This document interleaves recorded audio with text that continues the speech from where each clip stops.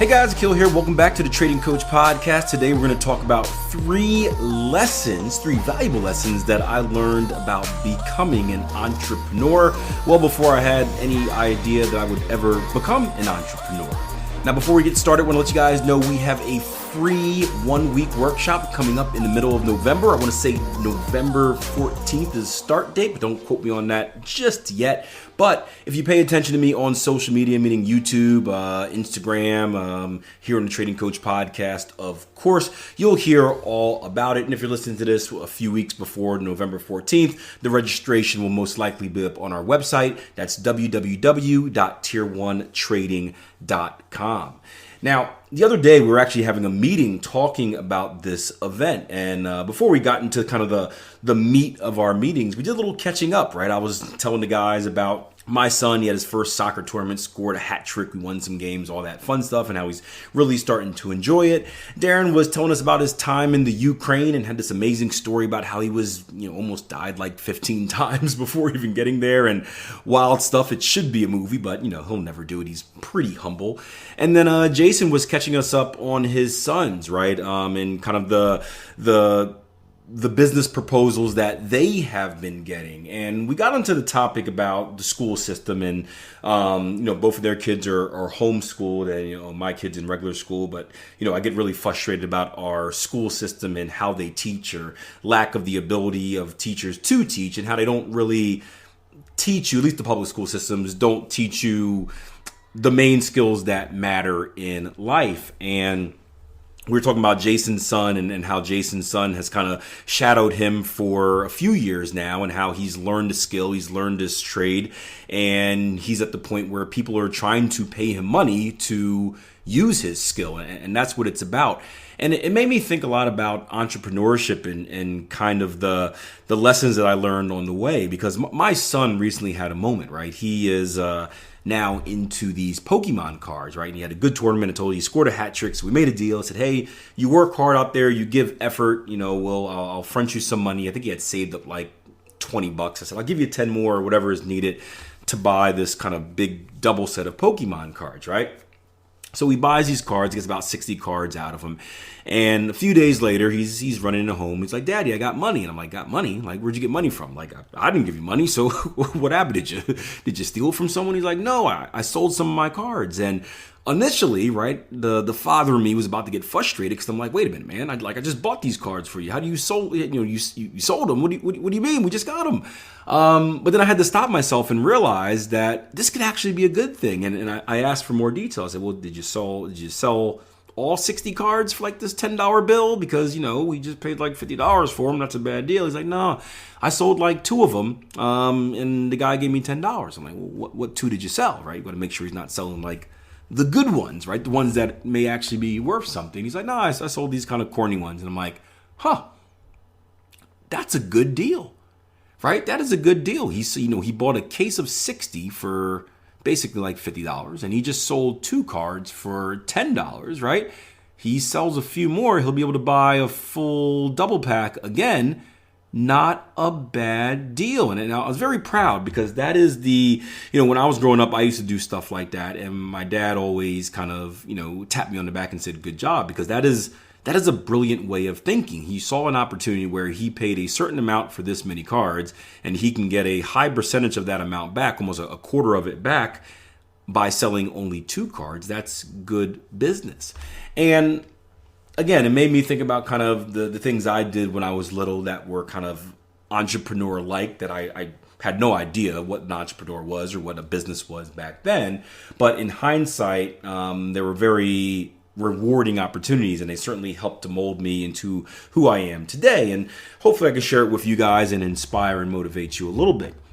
But the first one came when I had to be in 3rd grade, and what I was doing is I was selling pencils, right? I wasn't the best student in the world. I got pretty bored and distracted. I wasn't bad at school, but I would do my work so quickly that everyone else would still be doing it, and then I would just start trouble and be bored and, do stuff I wasn't supposed to do, because, you're a kid. You got nothing better to do. And so I remember I'm in class one day, and we got these old school number 2 pencils, right? The yellow pencils, right? So I have like a quarter in my pocket or something, and we're bored. I finished the test, waiting for the rest of the class to hurry up. So I'm just shaving off this pencil. I'm like taking my quarter, my penny, whatever it was. I'm just shaving all the yellow stuff off this pencil. And one thing led to another. I had, after I got through like a million pencils that are shaved off, what do I do now? Well, I started taking off my markers the next day and started coloring them. And long story short, I started making these really, really cool designs, and I'd have the designs and my friends would see them and they'd be like, man, those are pretty cool. Can I have one? And I'm like, have one? Like, nah, just make it yourself. Like, it's not that hard. Like, I just, shave off a pencil and then put some colors on it, like make a design. He's like, no, but you do it better. Like, I don't want to do it myself. It seems like it takes a lot of time. How about I just pay you for it? And that was really my first financial transaction. That was the first time that I ever did a service for someone and received payment. And the interesting thing about it was back then I assumed why would anyone ever pay me money to do something that they can easily do themselves? But boom, that is the lesson right there. So lesson number 1, I learned that people would rather pay you money, right? A fee for a service that they don't want to do. Now, this could be a good or a bad thing, right? I pay for services that I don't want to do all the time because I don't want to do them, right? I don't want to, put forth effort to get them done. I also don't want to invest the time. So there's nothing wrong with that. But understand that as an entrepreneur, a lot of us overcomplicate things. A lot of us think that we need to invent a business or a service that is brand new, that no one's ever seen before. Where the truth of the matter is, the best way to get started with any type of business is think about a need. Think about something that people do. So think about something that people use on a regular basis. Think about things that people do or need done that people don't necessarily like to do, right? Think about the things that you don't like to do in your personal life. A great example is this, right? Do you like mowing the lawn? Do you like trimming the hedges, right? Do you like cutting down trees, right? If you don't like doing that stuff, guess what? You probably pay a landscaper or a kid across the street to do it for you, right? So the most basic services are the ones that people are often willing to pay for. And it's a very important lesson because, again, many of us who want to be entrepreneurs, want to be business owners, we want to do super fancy, stuff, right? Where at the end of the day, simple is better. The simplest things, people will pay for you to do the simplest things. So think about services that people want. Think about services that people don't want to do. And boom, that is a great avenue to start your business, right? Another good example is this. Speaking about Jason Greystone's kid, who's into kind of like video editing, stuff like that, right?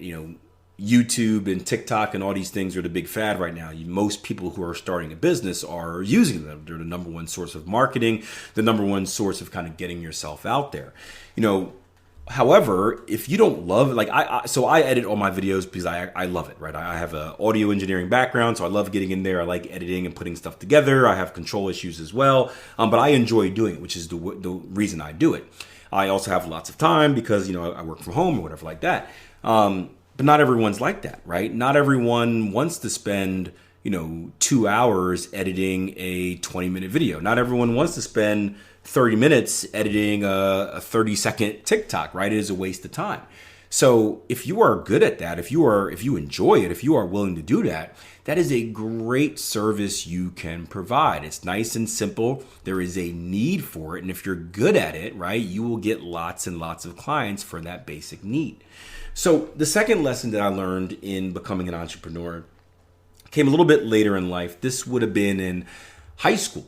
And this was when I was selling mixtapes, right? So I've always been a big music head. I've always kind of worked in the industry doing, I did everything from like dirty stuff of like hanging up flyers in the city promoting albums back when, physical albums were a thing, to actually owning my own record label in college.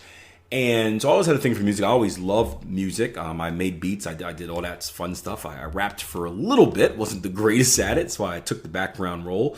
But I enjoyed music. So I always used to put together these mixtapes for my rides home, right? I growing up in school, I'd have to walk to the bus at about 6 o'clock in the morning. So it'd be like a 20-minute walk to the bus. And then the bus drive was like another 25 minutes, and you do that twice a day, right? You've got about an hour of time where you need to kill. So I enjoy listening to music. So I would create these mixtapes of popular songs that were out. I'd put them on. This is when we still had cassettes, right? Before even CDs. I'd put them on a cassette and I'd listen to them. And, you often share cassettes, or people like, you're bobbing your head, you're into something. What do you listen to? And I share it to them. And people started asking for mixtapes, right? So I would start making these mixtapes of what I liked. And I didn't get a great response. I'd make them, I'd sell them, and people were like, that's okay.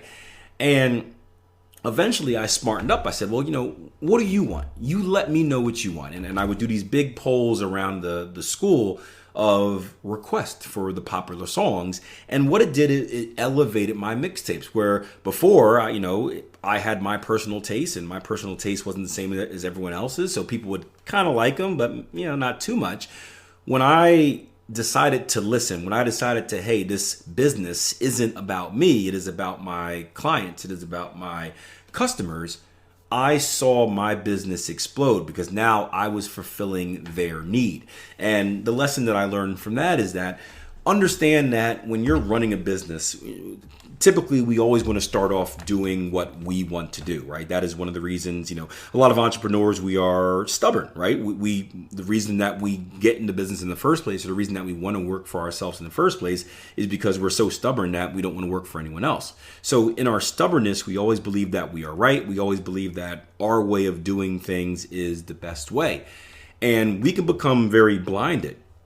So it's very important that you always touch base with your clients. You always touch base with your customers. We do this to this day, even at Tier 1 Trading, where we reach out and we say, hey, what do you guys want to learn about? I told you guys about a workshop we have coming up in a week. We just don't put together random topics for the workshop, talking about what we want to talk about. We always put it out there on social media. What is the biggest problem you're having in trading? What do you want to learn about? What are you struggling with? We want to know what our customers find valuable so that we can provide that value to them. Same thing with the mixtape. I want to find out what my customers want to hear so I can deliver them more of that type of music. So that was a very valuable lesson in my journey. Again, in hindsight, of course, is that it's not about what I want. It's not about what I find valuable. It's about what my clients, what my customers find valuable. Lesson number 3, this is a fun one. This is selling sugar cookies, right? And this is how I learned about supply and demand. So at lunch, this is high school as well, we used to have this cookie line that randomly popped up. And what would happen is these soft, fresh, hot baked cookies, fresh out the oven, delicious. I'm talking the chocolate chips would melt in your mouth. Mamma mia, right? It's good.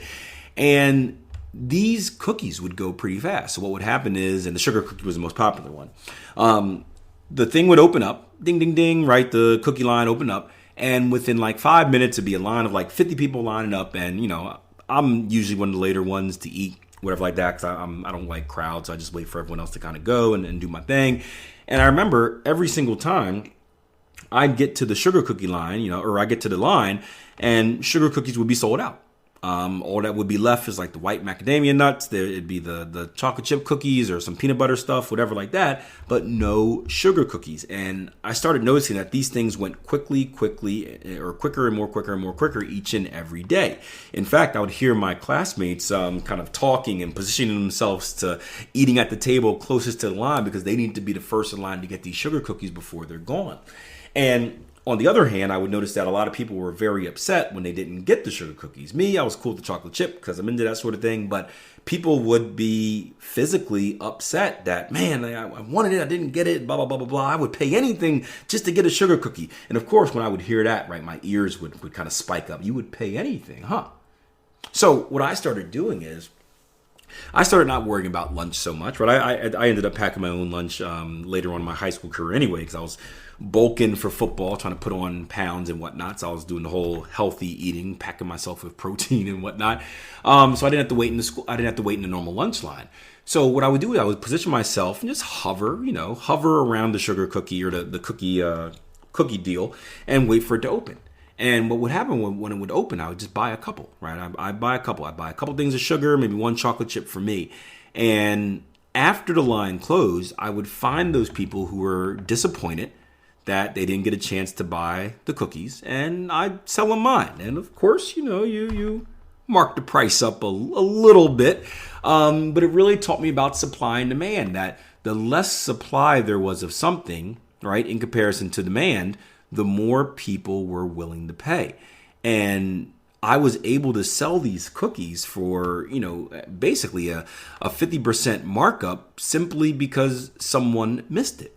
Now, I learned another lesson in this about kind of growing your business. What I ended up doing as well is I ended up having people, because I didn't want to sit there and hover around all the time in front of the line. It got old. So what I would end up doing is I would end up paying people to hover for me. So I'd get, 3 or 4 people say, hey, what you do is I'm going to give you the money. You hover around the line. I want all of you guys to buy 2 sugar cookies. What I'll do is I'll let you keep 1 on the house. That was their payment, right? You get a free cookie on me. And then I would upsell those more cookies or those extra cookies to the people that wanted to buy them. And that was really a great lesson in entrepreneurship, right? The difference between kind of a business owner versus being self-employed, right? The self-employed me had to do the work myself. I had to be around that line. I had to buy the cookies. I had to find the clients or the customers and do all the work myself, which was fine. I made money, but it was also a time investment for my money. When I smartened up and ended up paying people in cookies, right? Paying people to do the work for me, I can literally sit at my lunch table, have my people go in line. My people go in line. They get my stuff. They bring my stuff back to me. I give them a little cut. I never got them into kind of finding, customers for me, because then they might get smartened up and be like, hey, why don't I just do this myself, right? I want to keep some sort of control around it. But basically, I limited most of the work that I had to do. All I had to do was find people that wanted the cookies, and typically they were regulars anyway, because they were always the ones that were late. So kind of 2 birds with 2 stones right there, 2 birds with 1 stone right there. Not only did I learn about the power of supply and demand, but I learned about what it really means to be a business owner and not have to sacrifice time for money, in a way, kind of a investor in a sense. So I thought those were cool. I want to share this with you today because I got a comment this morning from a listener of the podcast who said, hey, Akil, I love the podcast, love everything you're doing, love the fact that you just don't talk about trading, but you talk about other lessons that are valuable in life, whether it's entrepreneurship, whether it's just being a better father, husband, person, whether it's motivation, self-empowerment, productivity, time management, whatever it may be. And I do want this podcast to be more than just trading. Obviously, trading is going to be kind of the bulk of it, because that's it's the centerpiece of my life. But the lessons that I learned in trading reach out to the other aspects of my life, and the lessons that I learned in the other aspects of my life, right, they kind of reach out to trading and the business side of things as well. So I thought it was pretty cool. So that's how I learned to become an entrepreneur, right? You fast forward a million years later and here I am. Hey, if you have any stories that you'd love to share about maybe lessons you've learned, maybe some side hustles you did as a kid or you're doing right now, anything that kind of, got you started and got that taste in your mouth that, hey, I think I can do this myself, feel free to share. You guys are, I'm on social media at Akil Stokes RTM. You can shoot me a DM on Instagram. You can shoot me a DM on Twitter. If you're listening to this on YouTube, you can shoot it underneath that as well. I would love to hear your stories, because what we're trying to do is not only empower ourselves, but empower the next generation as well. Hope you guys enjoyed. Remember, we got a free 1-week workshop coming up. Again, I believe it's going to be November 14th, but I'll give you details as soon as I know more. But follow me on social media at Akil Stokes RTM, and you'll be in the mix. Also, head over to www.tier1trading.com. For a few weeks out from the event, there's probably a registration link on the homepage. Again, www.tier1trading.com. See you guys at the event.